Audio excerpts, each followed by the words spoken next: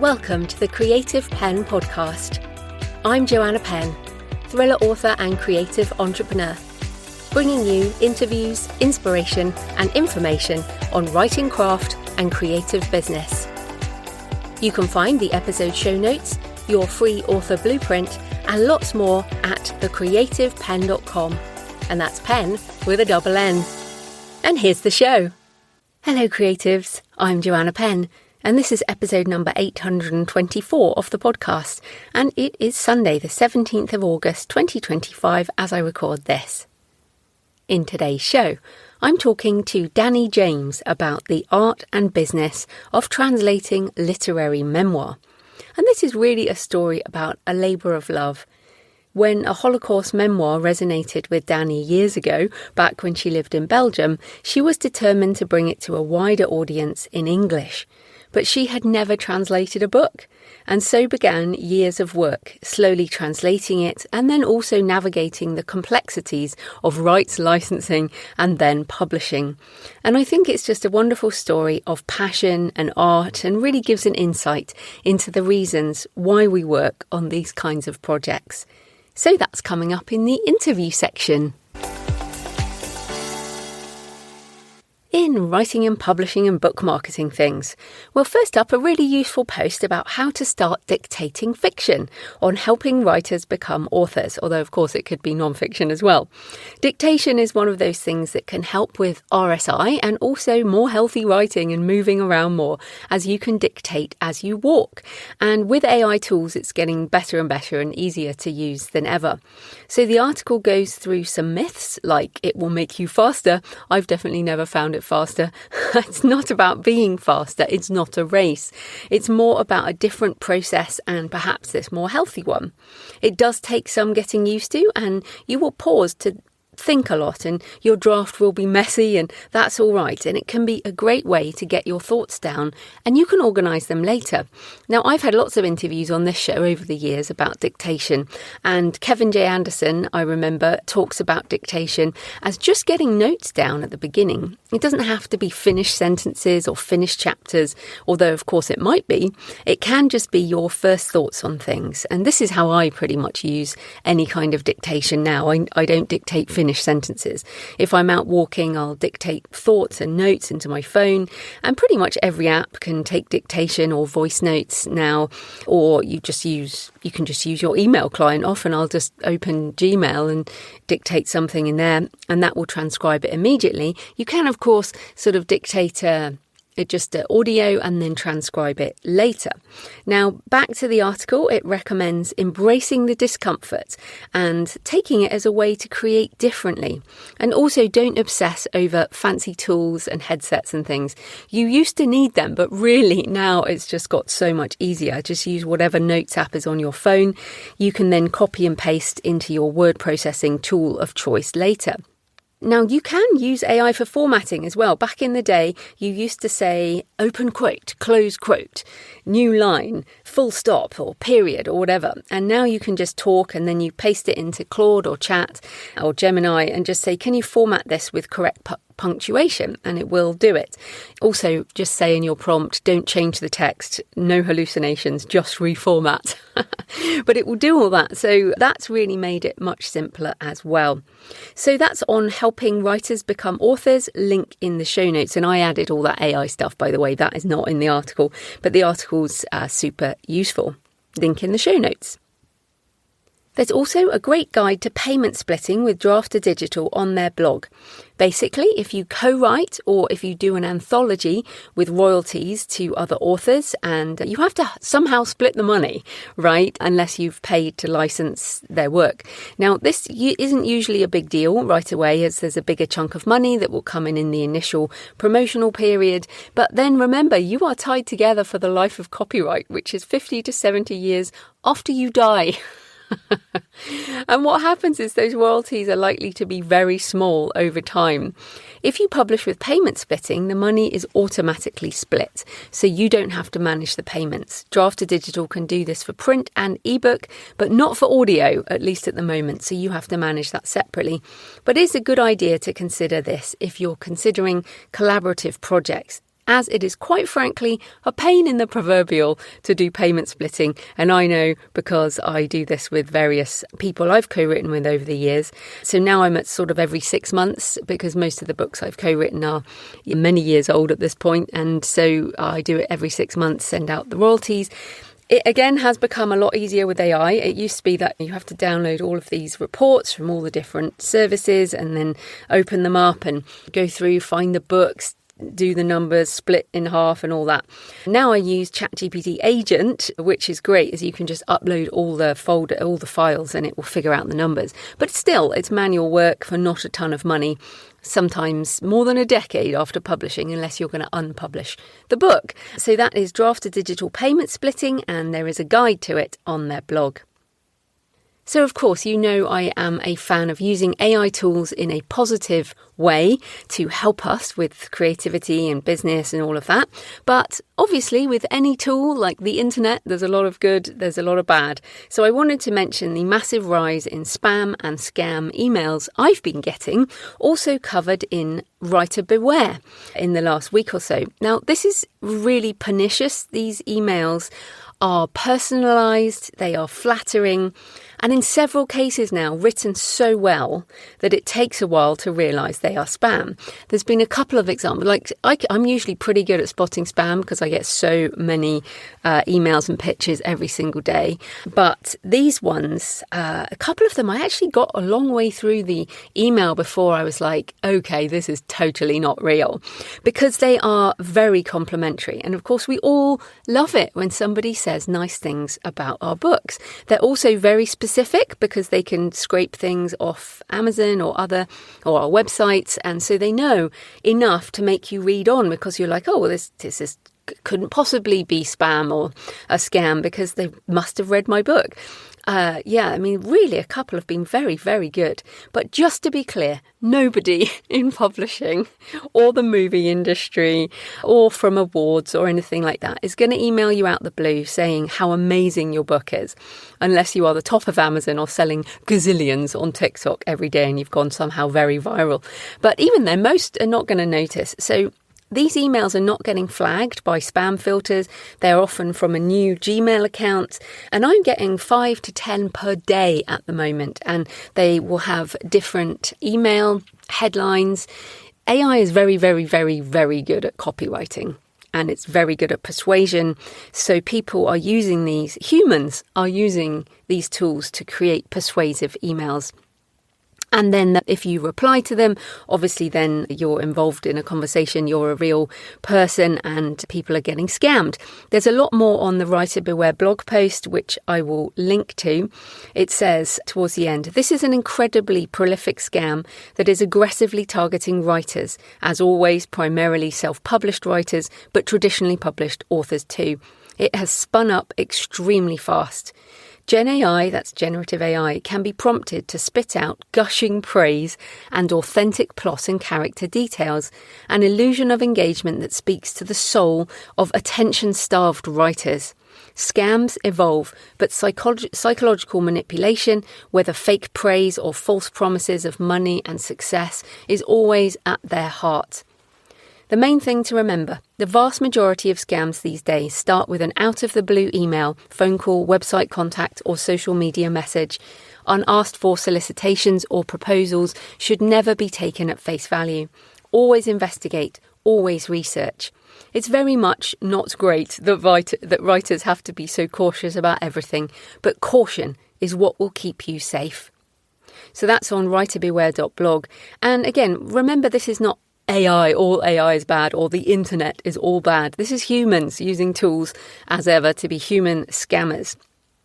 Now, hopefully the spam filters will figure out some way to catch this stuff. That's normally what happens. But for now, it will hit your inbox. Also, just to mention again, people have used my name in various marketing things that I have not authorised. So I guess make sure you check with me, or the Alliance of Independent Authors is a trusted source. But again, people have used their name in things too. So if you see something that involves my name, then you can email me to check, joanna@thecreativepenn.com. Also, if you're in my Patreon, you can message me direct, all of that kind of thing. So yeah, just have a bit more of a radar. And if you get an email that is just gushing and positive, then I'm so sorry. It's probably a scam. But in more positive AI things, because I think this is so important, I wanted to recommend a documentary I watched this week called The Thinking Game. It's on Amazon Prime and it's about Demis Hassabis, who started DeepMind, which was later bought by Google. And Demis now leads AI at Google. He's also now a Nobel Prize winner in chemistry for AlphaFold, an AI system that folds proteins, which underpins a lot of biological research for health, novel drug design and other things. Now, I wanted to recommend this documentary as it really shows one of the people behind the goal to create AGI and also the kinds of problems they're trying to solve that are so much bigger than writing and publishing. Now, I really hate that a lot of people get obsessed with one tiny part of what is happening. There are huge implications of this rise in technology. And I've said it before, I'll say it again. If we can cure all diseases, if we can solve climate change, if we can save the planet, then no worries, take my job. There are much bigger problems of humanity that we need help with, frankly. Do you think we're doing a great job? So when I watched this, I was just filled with a lot of hope that someone like Demis Hassabis is focusing on this.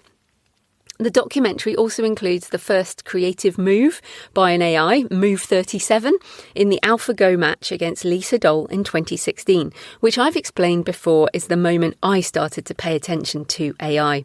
Almost a decade ago now, which is crazy. It also includes the moment when China cut the feed as the AI system was about to beat their Chinese Go champion, the so-called Sputnik moment in China when they decided to go hard in AI. So really interesting in sort of the last decade, but also I guess the last 30 years or 40 years for Demis, because it's all about his sort of younger life as a chess champion and all that. It's a great documentary, really good, called The Thinking Game. And also, really important, Demis is British and his co-founder in DeepMind, Shane Legg, is a New Zealander. So I always like a reminder that it's not all about the Americans. So that is The Thinking Game documentary on Amazon Prime, which I hope will inspire you as it did me. And of course, just a reminder, I'm doing some more AI webinars in September, and it's all changed with lots of stuff that's different to when I did this in June. I'll be doing all new examples and showing updated stuff. thecreativepenn.com/live will take you to the links, and those are on the 6th of September and the 21st of September, those two webinars. Patrons get a discount, so go to the Patreon if you are a patron. In personal news, well, I got the gorgeous hardback edition of The Buried and the Drowned from Book Vault this week, and on my social media on Instagram and Facebook and YouTube at JF Penn Author, I shared the patterned sprayed edges. So this is my first patterned sprayed edges.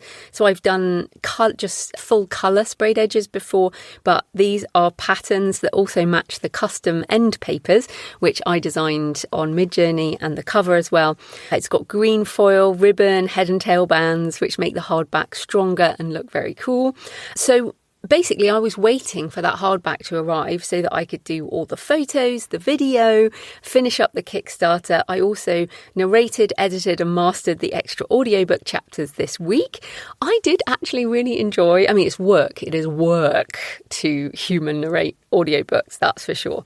But I actually really enjoyed it with the two new stories. It brought back memories of scuba diving in New Zealand and also our Iceland trip. And those are the two new stories, and it is all human me narration. On that, someone made a comment about my AI voice from last week's episode when I shared some marketing chapters from Successful Self-Publishing 4th edition, but that was human me. It was human me, not my voice clone. Now, I presume this person thought that because my audiobook narration voice is different to my more chatty podcast voice. So they were like, oh yeah, that sounded really like you. I'm like, no, it was me. I will always tell you whether something is human narrated or AI narrated. And at the moment, the only AI narrated audiobook is Death Valley. I may do more at some point, but this, The Buried and the Drowned, is all human narrated. So the Kickstarter campaign is basically ready to go, and I'll be finishing all the marketing stuff so I can have everything scheduled. I like to finish everything before I even start the campaign, which is coming 1st of September on Kickstarter, jfpenn.com/buried. I also took my Brooke and Daniel crime trilogy out of, and the ebooks out of KU this week. The first in that series is Desecration, which I've talked about many times, the sort of first book where I really found my voice. And I put them in there for a while to experiment because they're British crime, and British crime is a very KU market here in the UK. But I really wanted to offer the bundles of ebooks and paperbacks in the Kickstarter. I would love to also offer the audiobooks, but those are in an Audible exclusive based on royalty share contracts I signed years ago. I need to get them out at some point, but it's a hell of a job, and the narrator isn't keen, which makes it harder. Now, it's just another reminder that a contract you sign at one point that you think this is what I want to do might be something you regret years later. And I think at the time, well, the reason I did it at the time is I couldn't afford to pay for audiobook narration, to pay for human audiobook narration. So I did a royalty split deal, but obviously lost a lot of control over the audiobook. So I will pull them out at some point, but for now those are in Audible. But the ebooks and the paperbacks and everything are out and are going wide again and are back on my store, jfpennbooks.com. So pulling something back out of KU into wide. Luckily, most of the platforms just, on Kobo, for example, you can just republish them and they keep all the reviews and stuff. So I thought that was very cool.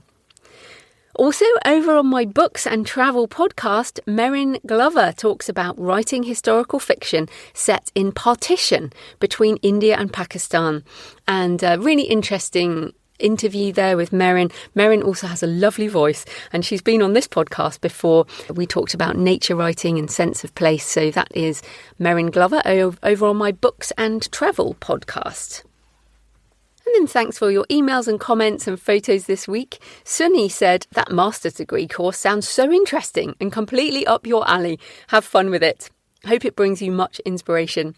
And yes, if you missed it, I am starting a master's in death, religion and culture in September, and will no doubt be sharing insights along the way.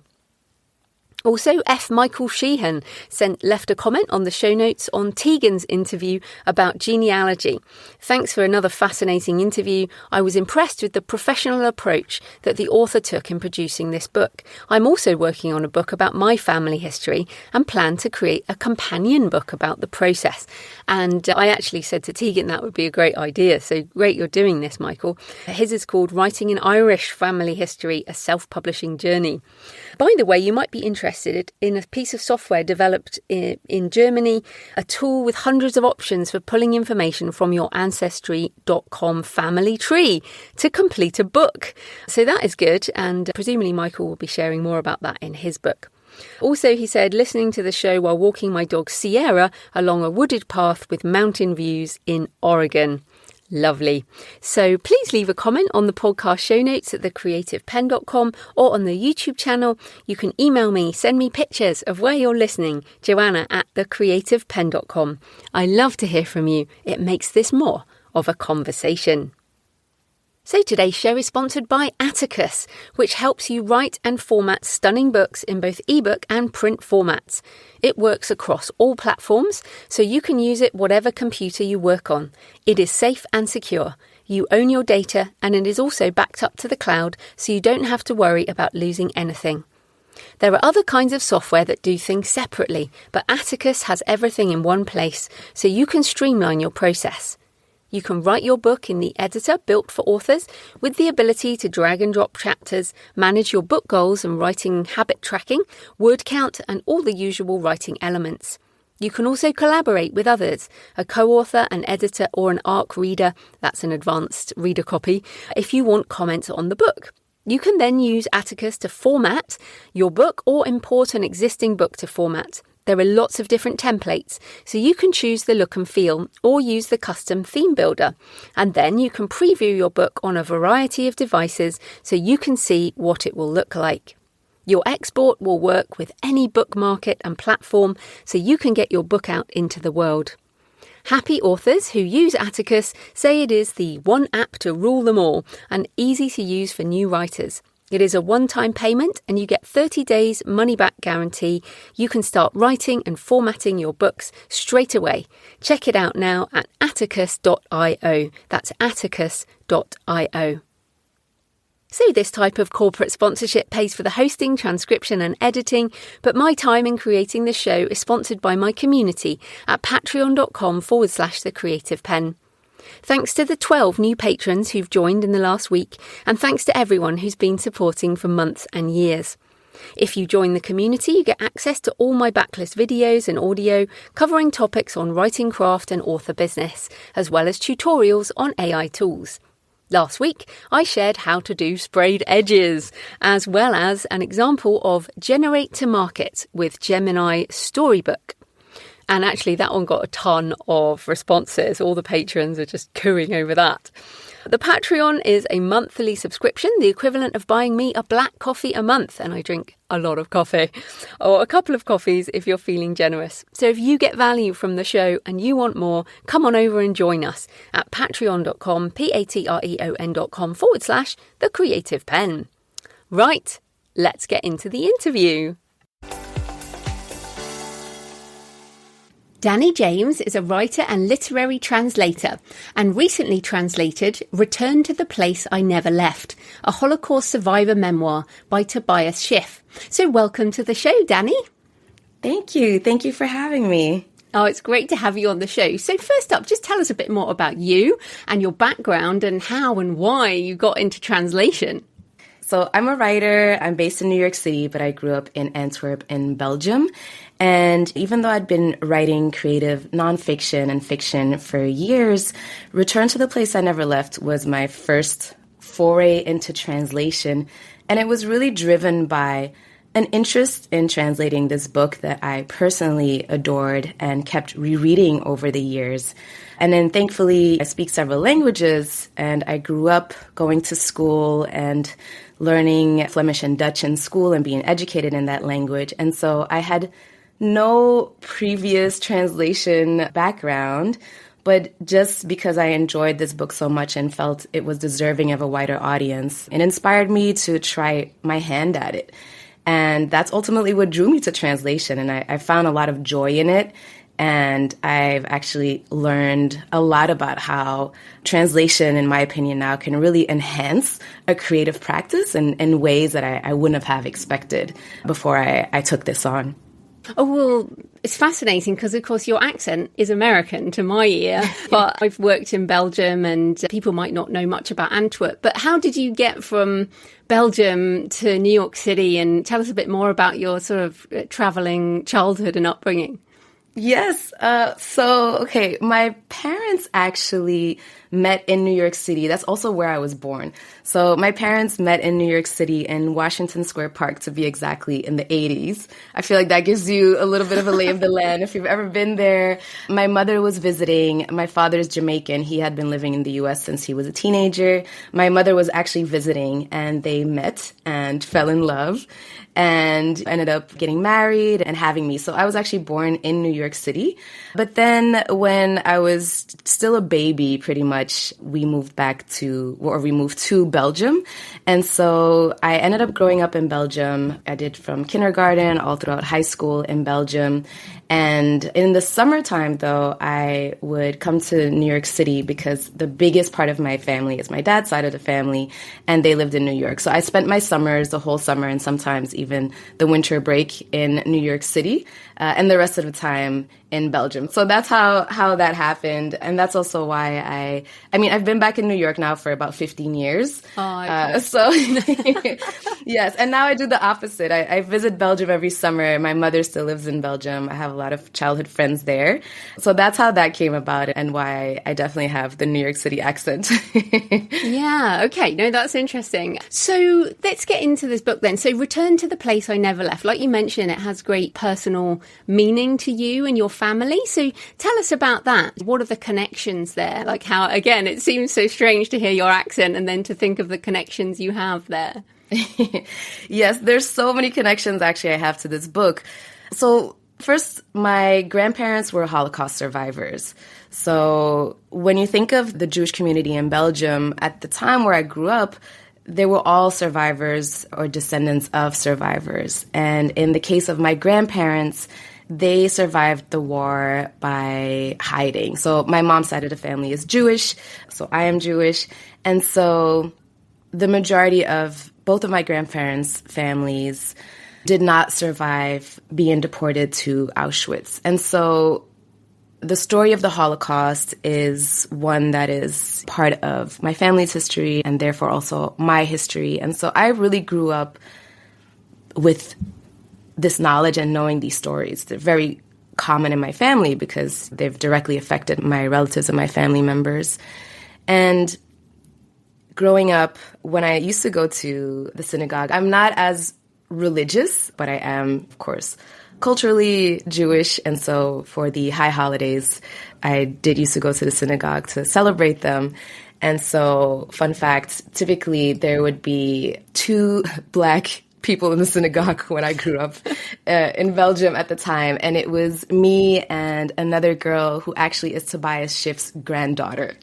And me and this other girl, our mothers knew each other, of course. It's a small community. We knew each other. And I believe that this is how the book entered my home. I believe the daughter of Tobias Schiff, so the mother of this childhood friend, ended up bringing a copy of the book when it first came out. And so I don't really remember how I first was introduced to it, but I do know that, like all people who grow up with big bookshelves at home, and when you're a reader, I would just pick up books from the bookshelf. And at some point I came across Return to the Place I Never Left. The original title is Terug op de plaats die ik nooit heb verlaten.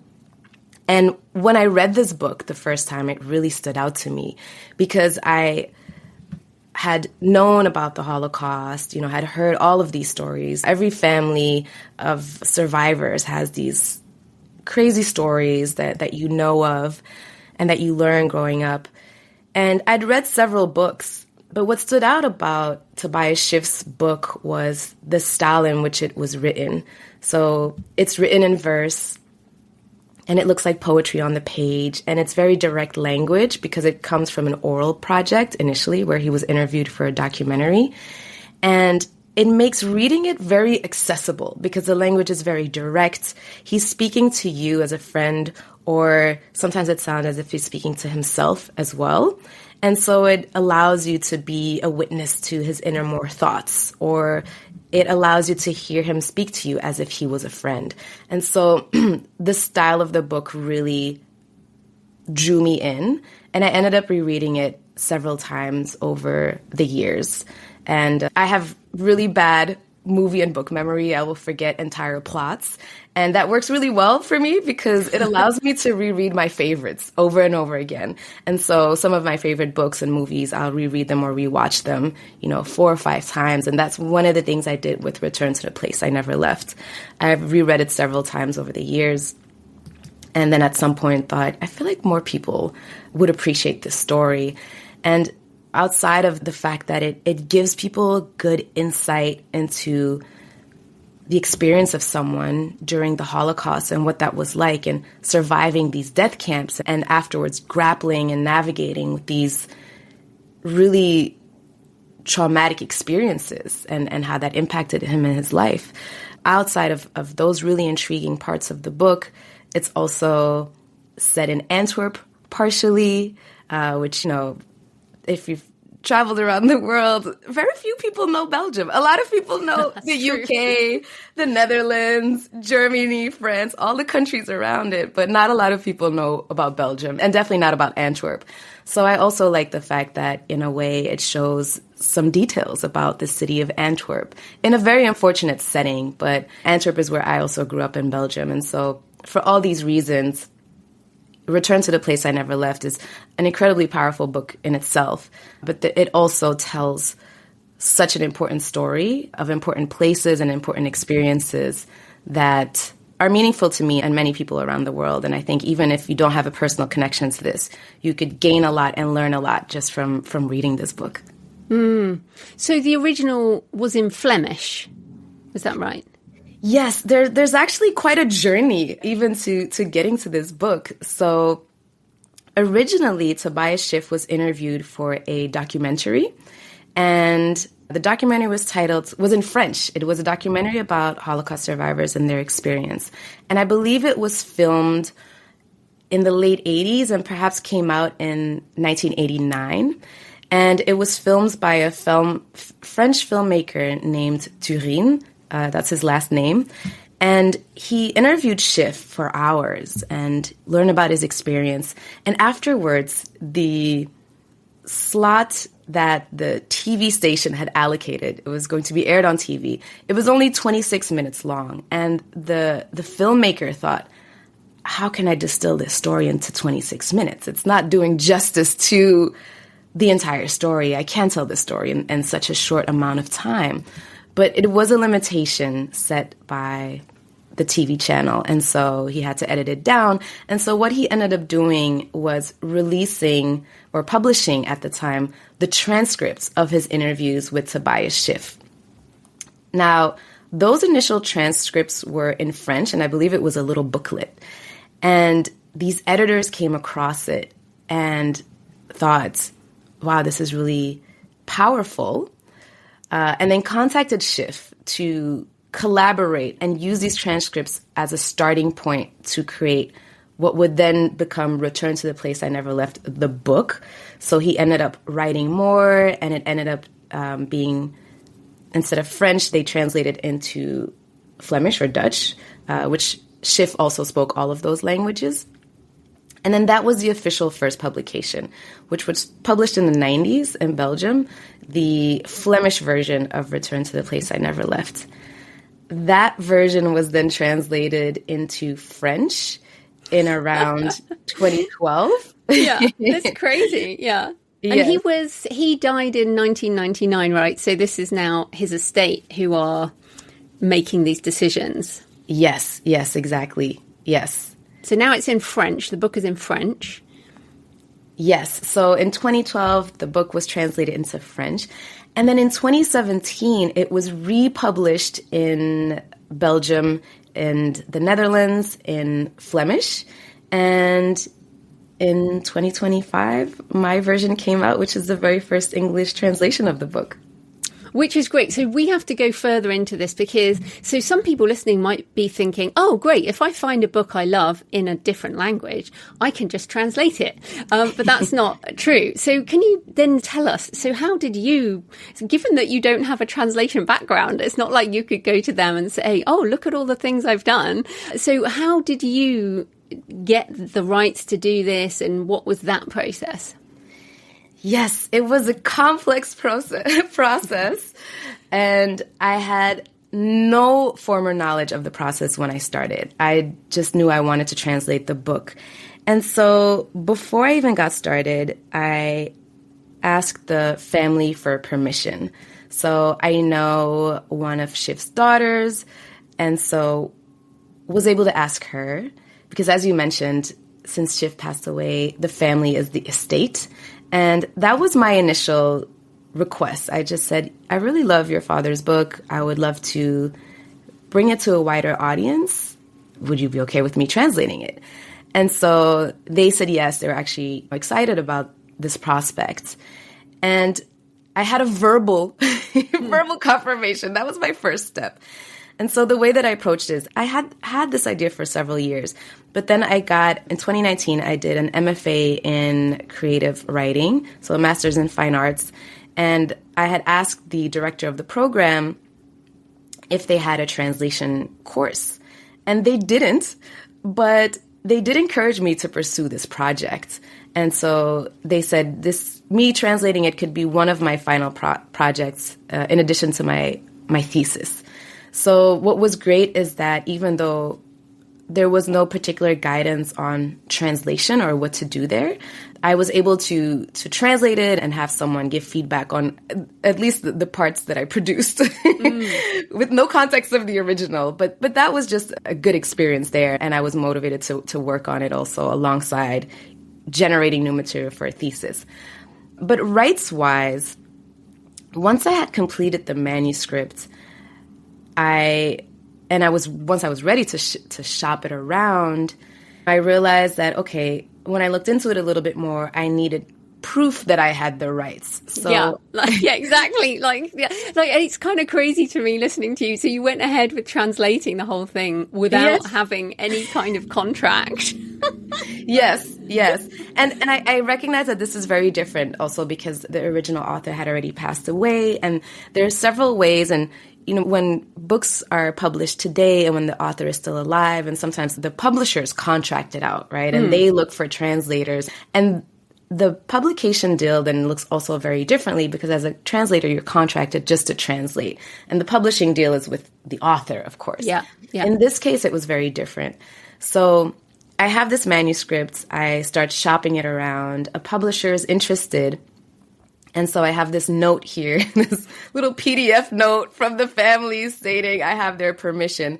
So once the publisher was interested in publication and sent me a publication contract, then I had to ensure that I really had everything in order with the rights in Belgium and with the family. So initially what I did is I have a good friend who's a lawyer, and I asked him to review.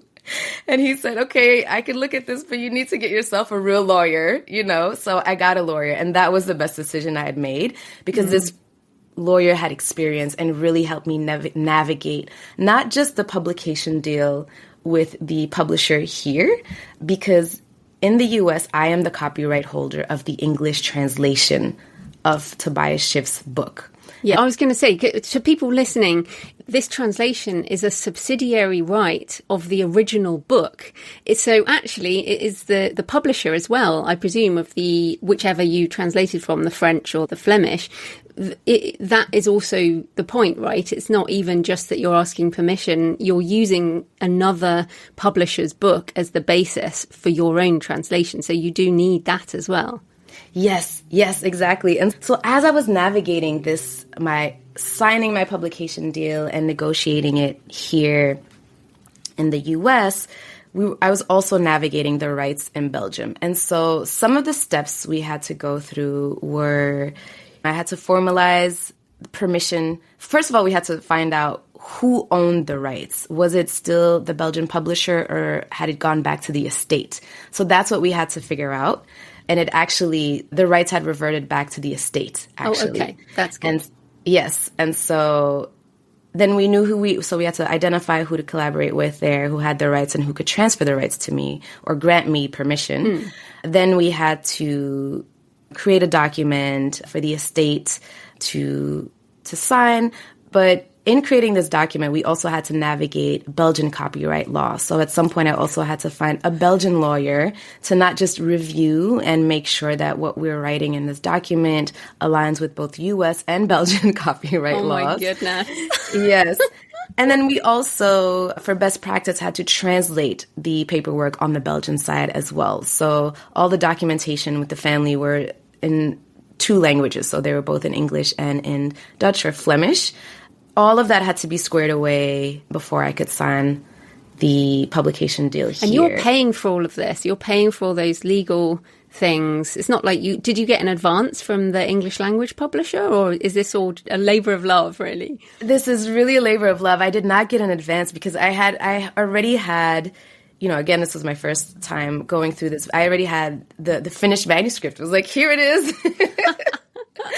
And so no advance. Thankfully, in Belgium, there was an organization for Belgian authors, and we were able to get support from a Belgian lawyer specializing in literature who was able to help us pro bono. So that was a beautiful find. Yes, I had to dig deep just because I was reaching out to several lawyers and trying to find out who could help and then find out about some organizations.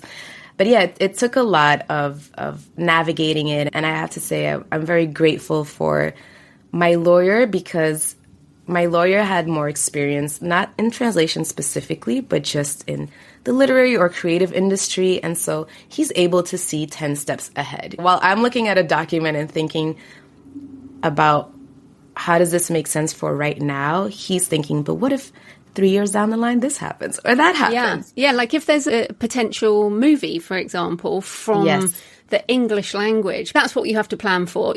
Utter failure where nothing happens, and then utter success where everything happens. And it's like, okay, movie deal, massive amount of money comes into whose account, and how does that get to the estate, and where's the split? And so it's great that you had that experience with your lawyer, because these kinds of rights are really difficult to manage. Yes. Yes, but with the right people in place, I would say, so specifically the lawyer, that was amazing. And definitely, you mentioned no advance, you have to invest your money in it, but money well spent when it's someone who's really out to also protect you and has this experience and this insight for just those situations that you mentioned, right? What about if there are movie rights involved? What if someone wants to adapt this into a play? Who owns the rights? Or even somebody then decides to translate your English version into a different version. I mean, these things go back to multiple layers, which is why copyright law is so complicated. But just taking a view now, would you have done this if you had even realised all of this sort of stuff later?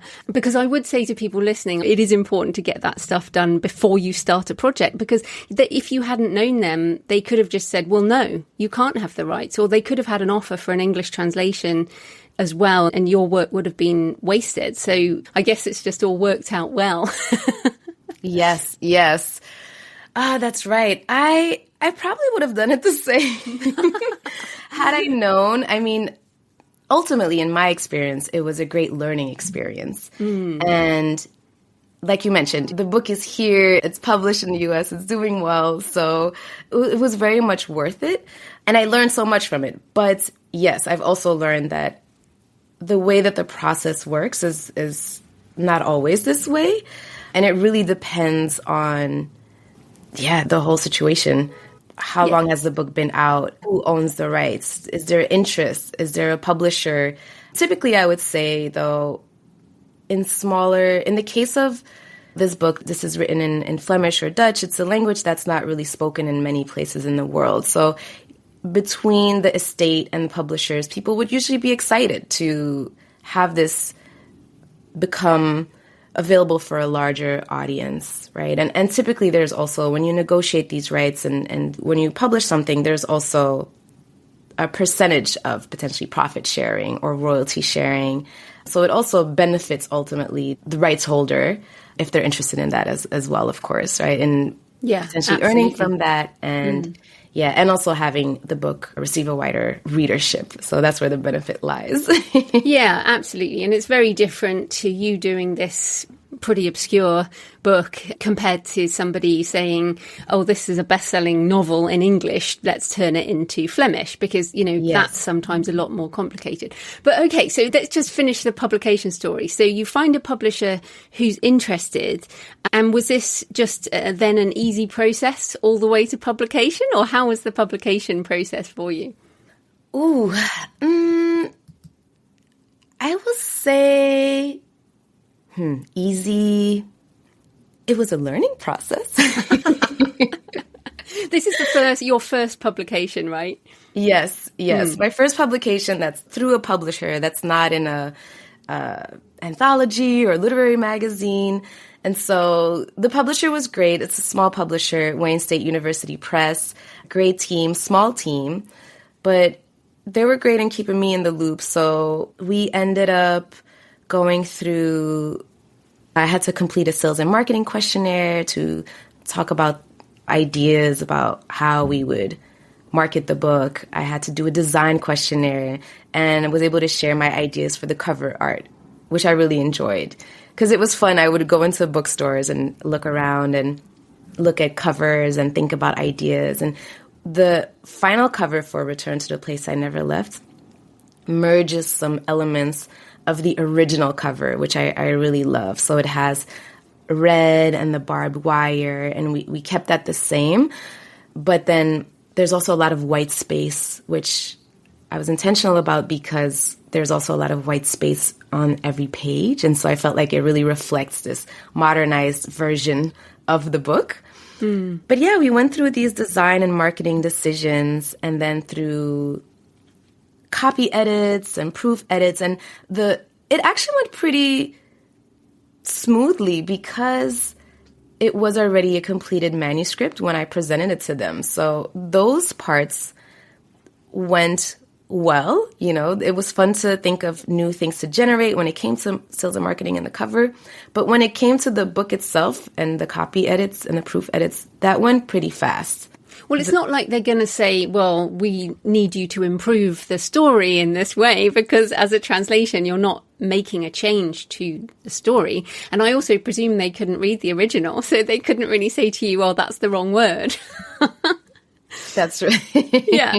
So I imagine it was great. It's really interesting. Just on that sales and marketing, because most authors have a massive problem with this. Is it basically just down to you to do all the marketing?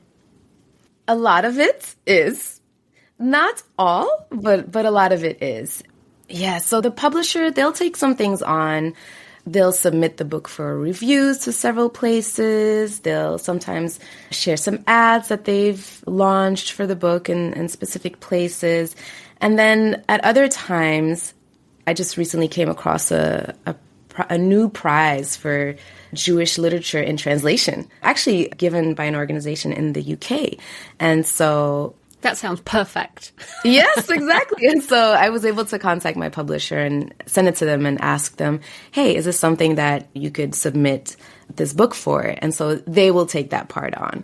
So I don't have to go and submit myself and send copies of the book myself. So if I see an opportunity, I send it to them and ask them, was this on your radar already or not? Is this something you will take care of, or will I'll take care of it?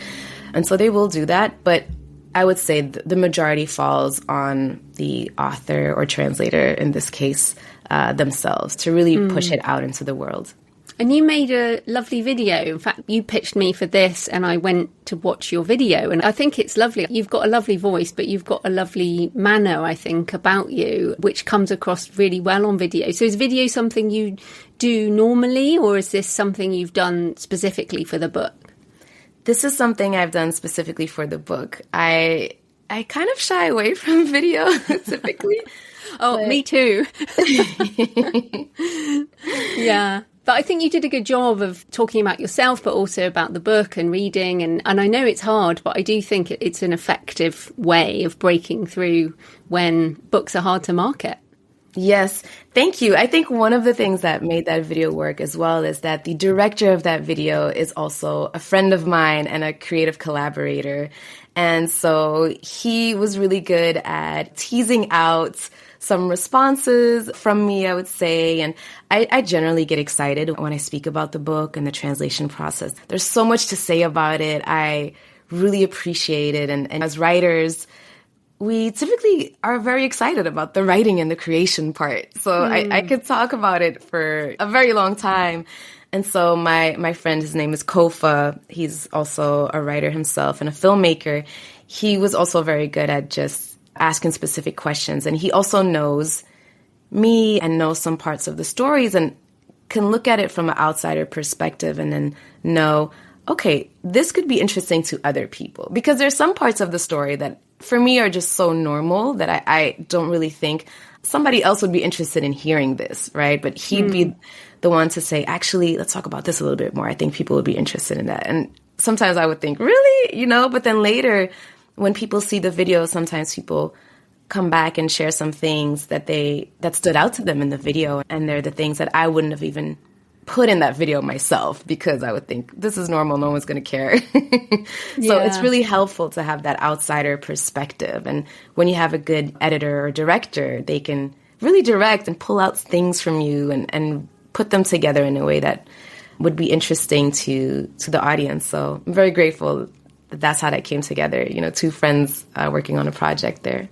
Yeah, and I think, I mean, from everything you've said, a lot of this has been based on relationships and tapping into your network. And I think that's really good. And what you have to do, especially with a labour of love, and I don't imagine this is going to make you like millions of dollars. I mean, it's just not the reality, is it? Mm-hmm. Yeah. So you have We'll see. Yeah, we shall see. You never know. But I mean, the amount of work you've put in and the amount of work you're going to have to keep putting in to keep this book alive, I think is amazing. And I mean, that's partly why I wanted to talk to you, because I feel like a lot of translation work is contracted, as we said, by a publisher. It's not necessarily done in the way that you've done it. So let's just briefly touch on the creative side of the translation. You said that you learned a lot, obviously, but that it enhanced a creative practice. So just tell us a few things about the actual translation process and the literary challenges of that. Yes, happy to talk about this.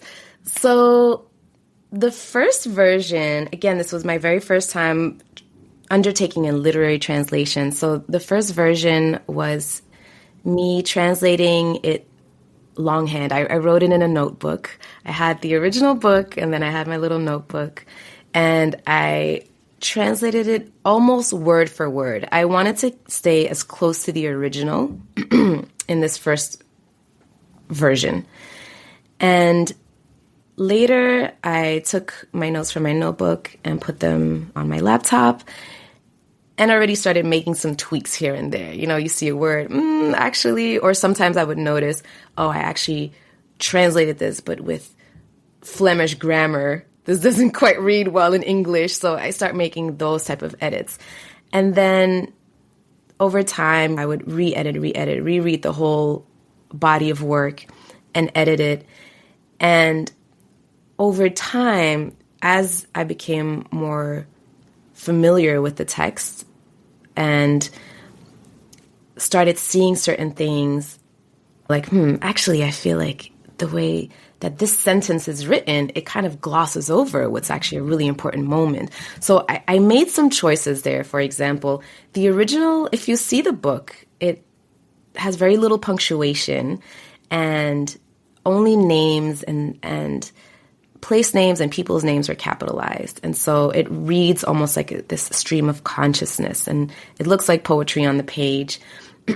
And the original is the same way. That's where I got that style from.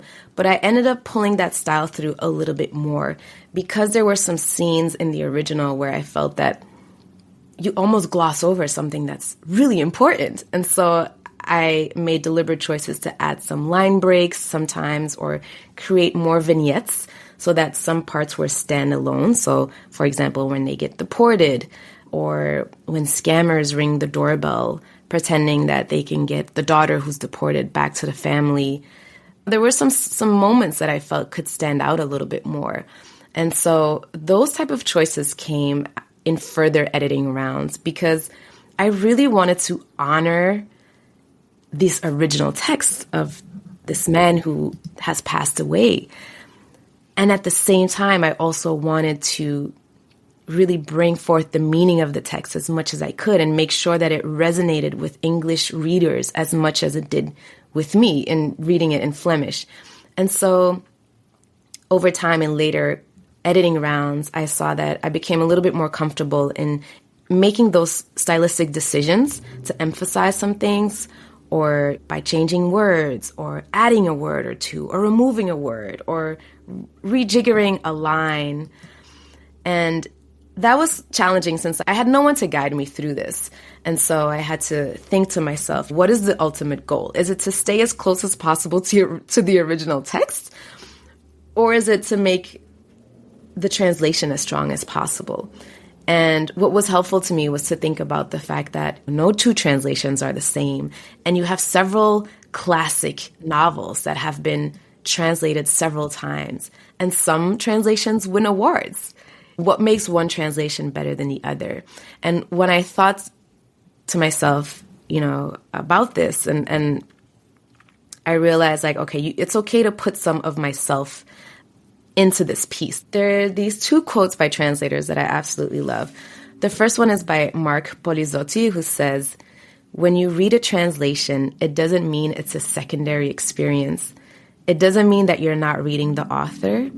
It means that you are reading the product of two authors, the original author and the translator who has to read the text, interpret it, and regenerate it in terms that make linguistic sense. And there's another translator named Katrin Ågaard Jensen, who actually is now, I believe, the director of ALTA, which is a international organization for literary translators. And she calls a translated book a sibling of the original, but not a twin. And so I love both of these quotes because they really show how the translation is, in a way, a collaboration. It is, in a way, being in a conversation with the text of the original author, and in some cases with the original author when the author is still alive. And so over time in later editing rounds, I was more comfortable in making these decisions and infusing a little bit more of myself and how I would approach this, how I would change this up a little bit to amplify this a little bit and make sure it reads well, make sure it presents well, with the goal to honor the original text and make the English version as strong as the Flemish version. And so once I was in that mode, I think the challenges, I wouldn't say fell away. They became a lot more fun also because you're able to still be creative and really think of what is the perfect word here? You know, what word specifically would personify or would really highlight what this line means? Sometimes there's not a one-to-one translation either, and then you get to play around and really figure out, okay, which word do I use? Do I need two words to replace one? And there's a lot of, you have to really flex your creative muscles in ways that I hadn't really expected and in ways that I find have made me a better writer even when I come back to my own projects, because you're so concerned with every single word. It's similar to poetry and to all good writing, really, is we think about every word and what it evokes to the reader and how it looks on the page. And with translation, that is very true as well, in a way that I hadn't really expected when I started translating it. I didn't think that I would find so much joy and that I'd be able to be this creative when it came to word choice and sentence crafting. Oh no, it just sounds like a lovely process. I mean, I'm a kind of classic British person who doesn't speak any other languages, and I think it's really interesting. Now, I did want to just ask you about your thoughts on AI-assisted translation, because this is obviously becoming a big part of the industry now in traditional publishing as well as in the self-publishing space. So obviously the type of book you're talking about is, like you said, more poetry. It's not a standard, just a novel, narrative novel. But what are your thoughts on AI assistance in translation? So I did not use it for Return to the Place I Never Left at all. I don't know that I would use it. I understand why people would use it, especially for a first draft, potentially. But the reason that I would stay away from it personally is because I think even in that first draft, when you're taking words from one language into another, you become more familiar with the original text. And so you're really rereading it from one language, putting it into English or the language that you're translating it in, and you already start forming ideas sometimes about certain words or certain things you might want to do or change when you're translating it. And I think if I were to use an AI tool to take on even that earlier draft, it would already make assumptions for certain words. And as we mentioned, certain specific word choices can have such a big impact, right? Not every language has a one-to-one translation for every single word in a different language. So I think that process of becoming really intimately familiar with the original language and your first draft into the language you're translating in, I think that's actually quite important to do. And I would be nervous that AI would translate certain words, and then I would now look at the AI translation and base my translation off what AI already selected. And so for some words, when you then look at the original, you might think, actually, what the author meant is a little bit different from how AI translated it. But now I've given it the same meaning of the AI translation. So that's why I would personally be hesitant, specifically when it comes to literary translation. Now for legal documents or marketing terms or anything that's different, I'd probably leverage it, or I'd be open to leveraging it. But with literature and writing, and we're, again, so concerned with words, and strong writing is so important.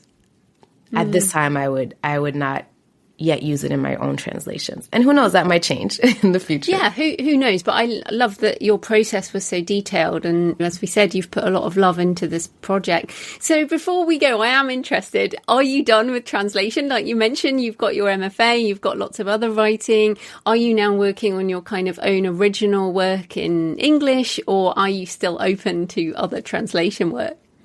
Yes, I am still open to other translation work. Actually, someone already gave me a little booklet to consider. It is a short book also about a Holocaust survivor. And I do plan to do something with that one day, just not right now. Right now, I am working on a fictional novel. And one thing I have learned is when you are publishing something, you're steeped in the subject matter for at least a year, I'd say around 2 from writing it or generating it. And then if you have a publication deal or if you're self-publishing, the proof edits, the copy edits, you're so knee-deep in the subject matter. When it comes to a topic like the Holocaust, it was very challenging. At some point, I actually took a break for about 3 years after I had finalized the manuscript before I ended up picking it back up and shopping it around, because it was a pandemic, it was locked down, there was a lot going on. And it's a very, very heavy subject matter, especially when this is something that my family members went through. And so what I've learned now is you have to be so entrenched in the subject matter for so long that I actually have 2 manuscripts that are far closer to completion, but they also deal with quite heavy subjects. And so I have decided to pursue a different project that is a little bit of a lighter subject matter. It has some humor in it, a little bit of romance, a little bit of juiciness. And so that is going to be my next project that I hope to complete and be able to find a home for by next year. And after that one, then I'll tackle one of those other more serious or a little bit darker subjects again. Yeah, I think that's good. It's good to do a break. I often do like a non-fiction book in between things. Kind of helps. But I guess you've done a non-fiction. That was the heavy, the heavy one. Yeah. But no, that's great. Okay, so the book is Return to the Place I Never Left. Where can people find the book and find you and everything you do online? Thank you. So Return to the Place I Never Left can be found anywhere books are sold online, and also at danijames.co.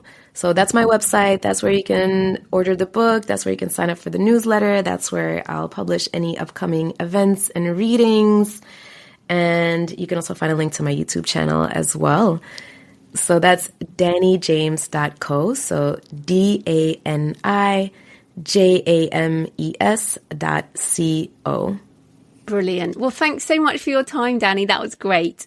Thank you so much. And I just really want to take a moment to thank you because I absolutely love your channel. I found you through YouTube, by the way. Oh, there we go. And so that is where I mainly listen to your podcast. But I have to say, you have created such an incredible wealth of resources for writers. Every time I look at your videos, I have like 10 videos that are in my queue that I want to listen to, and they're all so helpful, even though I know that you talk a lot about the journey of being self-published, but it's so helpful, all of the guests you have on, all the resources. So I just wanted to thank you. I've shared your channel with several of my friends who are in writing books as well and taking on other creative projects. So big thank you for doing this work. Oh, thanks so much. So I hope you found the interview with Dani interesting, and it's always good to consider which of our books we are absolutely so committed to that we will work for years to get them into the world. And for me, Writing the Shadow was one of those books. If you have been listening a long time, you would have heard me talk about the Shadow book for many, many years before I actually wrote it. Also Pilgrimage, books that remain close to my heart. The Gothic Cathedral book is turning into another one of these, that's for sure. Let me know what you think. Please leave a comment on the podcast show notes at thecreativepenn.com or on the YouTube channel, or email me, joanna@thecreativepenn.com, and send me pictures of where you're listening or your favourite cemetery or churchyard. Next Monday, I'm talking to Clay Vermeulen about collaborating on a short story collection while podcasting the editing process, writing locally based stories to make it easier to sell in person, and this really gave me a good tip, and more tips for critique groups. Really interesting conversation, quite wide-ranging obviously. And in the meantime, happy writing, and I'll see you next time. Thanks for listening today. I hope you found it helpful. You can find the backlist episodes and show notes at thecreativepenn.com/podcast. And you can get your free author blueprint at thecreativepenn.com/blueprint. If you'd like to connect, you can find me on Facebook and X at The Creative Penn, or on Instagram and Facebook at JFPennAuthor. Happy writing, and I'll see you next time.